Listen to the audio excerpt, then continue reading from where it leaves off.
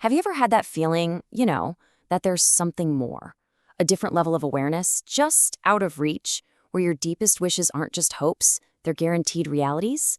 Well, we're about to dive into Dr. Wayne Dyer's incredible book, Wishes Fulfilled, and really unpack his program for turning your thoughts into actual objective facts. This quote from Thoreau, it's the perfect place to start because it nails the central theme right on the head. Imagination.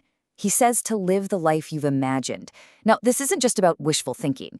He's talking about the foundational blueprint for a truly extraordinary life, for finding that success that's just not found in common hours. Okay, so if imagination is the key, where do you even start? How do you actually go from the ordinary, day-to-day life to that incredible one you've just imagined? The answer might not be what you think. It doesn't actually start with doing anything. It starts somewhere much, much deeper. The very first step, according to Dyer, is all about changing your concept of yourself. This is the absolute bedrock. It's the foundation for everything else. Before you can change anything in your world, you have to fundamentally shift your ideas about who you are and what you believe is possible for you. The real power of this is just how simple it is. I mean, think about it. We've all been sort of programmed by our culture, by our upbringing, to accept certain limits.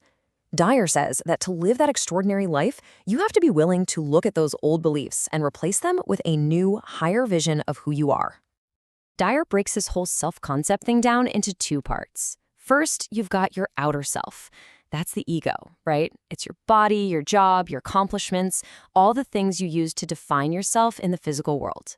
But then there's your inner self. That's your spirit, the silent observer, the formless awareness that's running the machine. And that's where the real power is hiding. So let's explore that inner self a little more. Just ask yourself a question. Who are you, really? I mean, if you strip away your job, your relationships, even your body, what's left? This is what leads us to the idea of your higher self. This timeline just illustrates the point perfectly. The body you had when you were born, it's completely gone. The one you had as a kid, gone too. Every single cell has been replaced over and over again. Your physical form is always changing, but the I, the awareness that has been watching this whole journey, that has stayed the same. That I is the real you.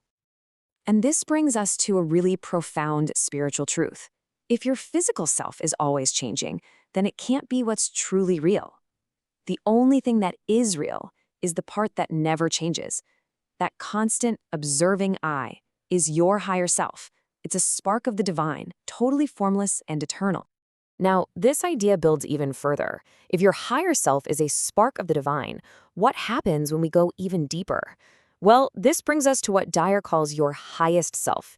And this is, without a doubt, the most powerful and life-changing idea in the entire book.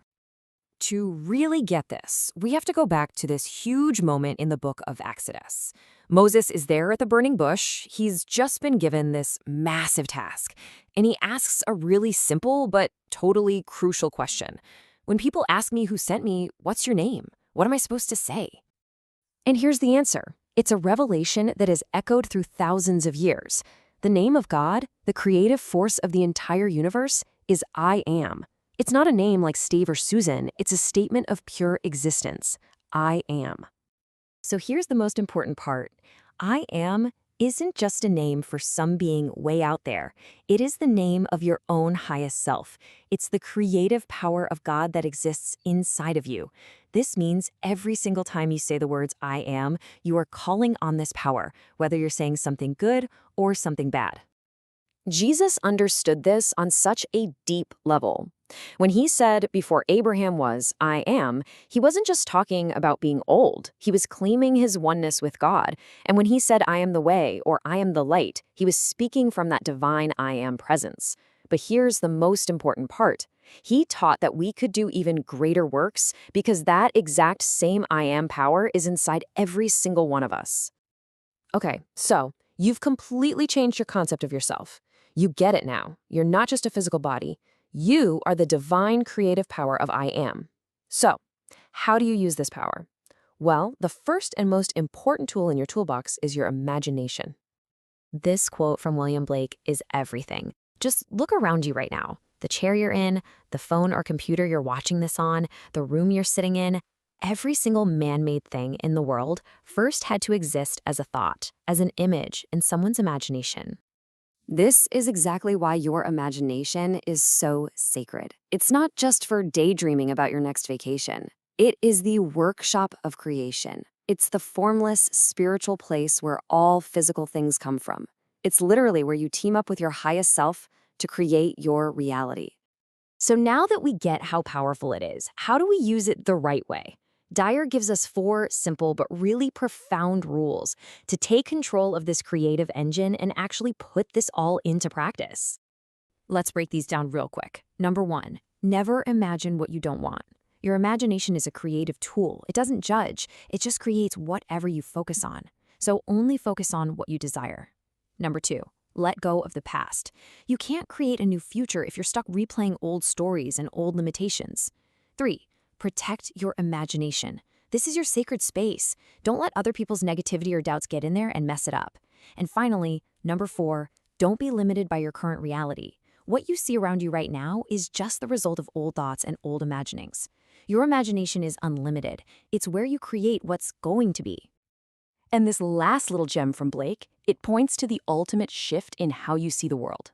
When you truly master your inner world, you start to realize that the outer world, what we call reality, is just a mirror of imagination. It's not this fixed, solid thing. It's a dynamic, creative canvas. And so the real takeaway here is a question for you. Knowing what you know now, that your imagination is literally the creative power of the universe, and that you are the I Am presence that wields it, what will you dare to imagine for yourself?